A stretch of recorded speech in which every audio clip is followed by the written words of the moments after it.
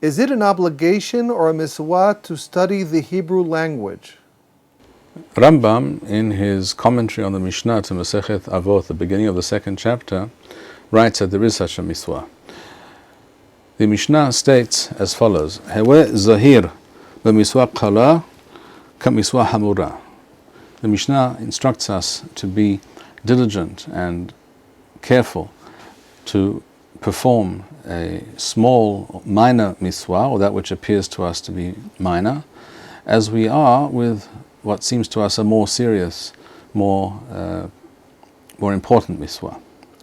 And the Rambam, when explaining or giving an example of what the Mishnah refers to, the Rambam writes, "Shera'ui lehizaher b'miswa shehoshavim ba shehi kala." It is important and correct to be careful about miswath that many people mistakenly believe to be minor or not very important.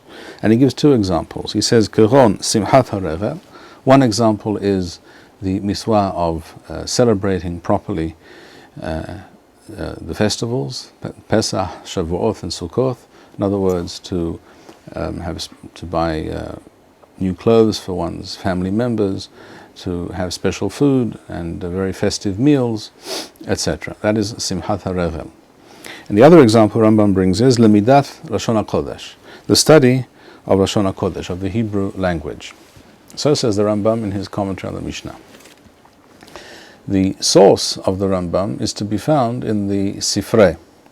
In the Sifrei, on the pasuk that we read twice a day in the second parasha of Kriyat Shema, where we read, "V'limadtem otam eth b'nechem ledaber b'am," the Torah instructs us to teach our children Torah, but it also uses the expression ledaber b'am, to speak in them or about them, with regards to them. And the use of this term ledaber b'am implies also the language of the Torah. Therefore, we find in the Sifrei, we find the following statement. Mikan Amaru, from this pasuk, the Chachamim stated, Keshatinok mathil ledaber, when a child, a very young child, begins to speak, we're talking usually about 1.5, 2 years old, not a little bit more, Aviu medaber imo b'lashon hakodesh. His father is required, is obligated to begin to speak to him. That is to say, we're talking about a very small child, to speak to him on a daily basis, at home, about household objects, about day-to-day activities, to speak to him in Hebrew, b'lashon hakodesh, u'melamedot Torah, and to teach him Torah. Of course, we could ask at this point, what does that mean, to teach Torah to a 2-year-old child? You can't really teach Torah to a 2-year-old child. This same Baraitha appears in the Talmud Bavli, Masechet Sukkah, Daf Mem Bet Amud Aleph 42a, and here it says as follows: Qatan hayodeh lena'nea hayav b'lulav. A young child who is able, who understands how to perform the mitzvah of ni'anu al-lulav, to use a lulav on Sukkot, his father must purchase for him a lulav. And the same applies for tzitzit. If he's old enough to know how to wear tzitzit, he is hayav to do so. And the same goes for tefillin. Each of these mitzvot, depending on the nature of the mitzvah, the age varies according to the nature of the mitzvah. So greater care and understanding is required of a child to be able to wear tefillin. In those days, children of a fairly young age, something like perhaps 10 years old, would start to wear tefillin, whereas to know how to do ni'anu al-lulav, to shake a lulav on the Sukkot, does not require a child to be 10. A child who is 6 or 7 or 8 is capable of knowing and understanding how to do this. The Baraitha here, as it appears in the Talmud Bavli, continues, Yodeh ledaber, once the child knows how to speak, which is, as we said, a very young age, Aviu lomdo Torah u'kriyat Shema. His father teaches him Torah and Kriyat Shema. These are the words of the Baraitha. And the Talmud explains, when we say Torah, we mean the pasuk, Torah siwa lanu Moshe morasha chilat Yaakov, a particular pasuk in the Torah which states that Moshe Rabbeinu taught us Torah, which is a Yerusha, which is our inheritance for the entire Jewish people for all time. So when it says to teach him Torah, it doesn't mean to teach him Torah in the fullest sense of the word. It means to begin to teach the child words of Torah. And you begin with the pasuk, which begins with the word Torah. Torah siwa lanu Moshe morasha keilat Yaakov. And the other thing the Gemara explains is that when it's speaking about Shema, it doesn't mean Kriyat Shema, all three parshiot, or with the brachot, which is something obviously that a 2-year-old or a 3-year-old, even a 4-year-old child is not capable of doing. Rather, it means to teach him the first pasuk, Shema Yisrael Adonai Eloheinu Adonai Echad, to teach the child these two pasukim. This is how one begins. This also is what the Rambam writes. One begins by teaching the child one pasuk and another pasuk, and in this way one begins to teach the child Torah, and to teach the child Lashon HaKodesh, the Holy Tongue, the Hebrew language.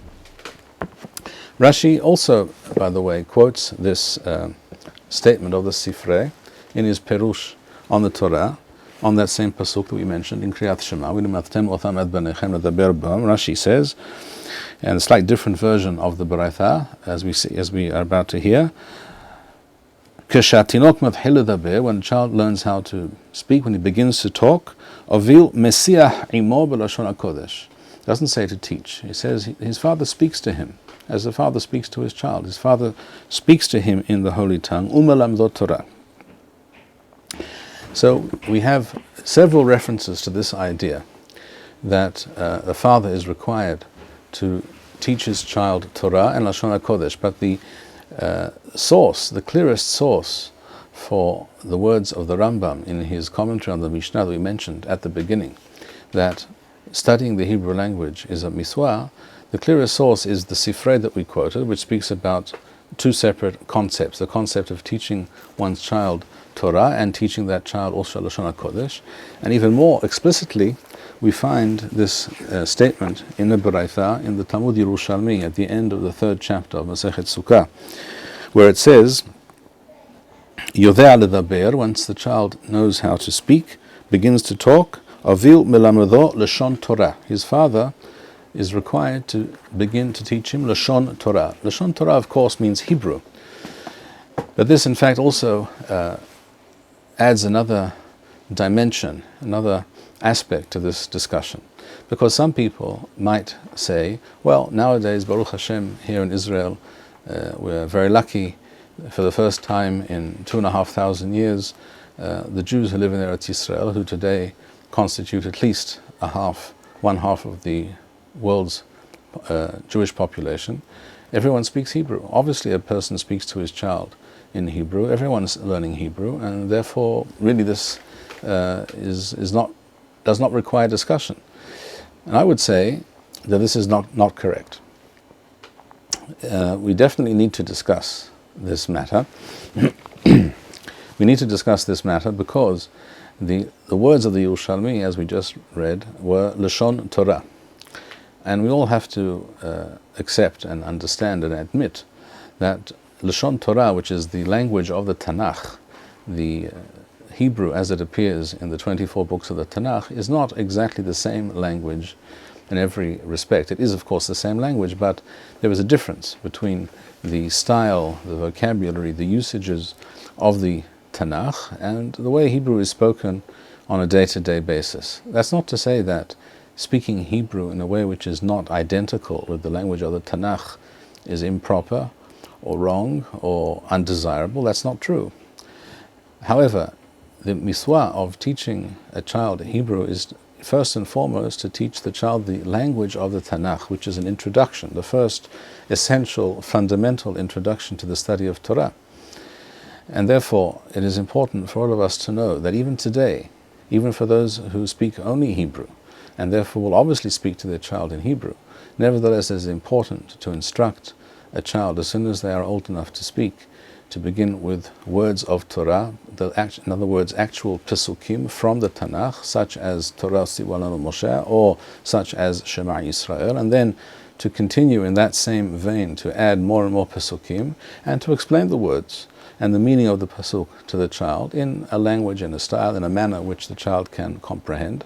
And this is the first and most essential introduction to the study of Torah. It is also, of course, a way of connecting the child to our heritage. This is, of course, another aspect of this discussion that needs to be mentioned here. When these beraitot, when these statements of the Chachamim were formulated roughly 2,000 or 1,800 years ago, shall we say, at that time, the vast majority of the Jewish people, probably 99%, if not more, of the Jewish people spoke Aramaic as their vernacular, as their day-to-day language. They did not speak Hebrew. But it was essential that Jews not forget Hebrew. They'd be familiar with Hebrew. They'd be familiar particularly with the Hebrew of the Tanakh. And this is exactly what the Chachamim were stressing. So let us all keep this in mind and speak to our children in Hebrew, in correct Hebrew, and Hebrew which is rooted in the Tanakh. Thank you, Rabbi Bar-Hayim. We would like to encourage our viewers to share these videos with friends and send in your responses. We would also like to suggest the following opportunity to our viewers. If you identify with Rabbi Bar-Hayim's message and would like to sponsor or dedicate a video interview with the rabbi in honor or memory of a loved one, if you would like to obtain Birkon Nusach Eretz Yisrael or invite the rabbi for a speaking engagement, please email us at office@machonshilo.org.